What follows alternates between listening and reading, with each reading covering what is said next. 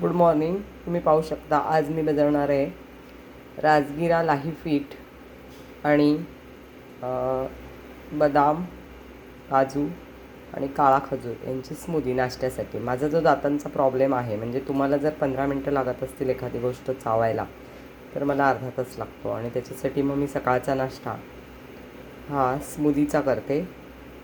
आता सध्या नवरात्राचे उपवास असल्यामुळे उपवासाची स्मूदी आज मी नवीन ही शोधून काढलेली आहे. माझ्याकडे राजगिरालाही पीठ आणलेलेच होते तयार, आणि त्याच्यामध्ये हे ड्रायफ्रूट्स टाकून मी ही जी स्मूदी तयार करणार आहे, ही मला 12 वाजेपर्यंत, 12:30ला लंच ब्रेक असतो आमचा, 12:30पर्यंत मला ही अजिबात भूक लागू देणार नाही अशी ही स्मूदी आहे.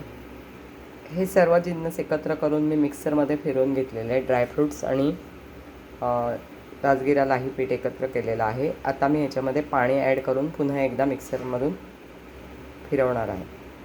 तुम्ही पाहू शकता ही माझी ड्रायफ्रूट्स आणि राजगिरा लाहीची स्मूदी तयार झालेली आहे. ही फक्त उपवासालाच असं नाही, अशी पण तुम्ही आठवड्यातून एकदा दोनदा नाश्त्यासाठी ट्राय करू शकता. हेल्दी नाश्ता आणि पटकन होण्यासारखा आहे. चावायची गरज नाही. जो बऱ्याचशा वर्किंग वुमन न खाता पिता घरातून बाहेर पडतात त्यांच्यासाठी ही स्मूदी खूप बेस्ट आहे. मी हे ट्राय करत आहे. अशाच हेल्दी रेसिपींसाठी माझा चॅनल फॉलो करत राहा.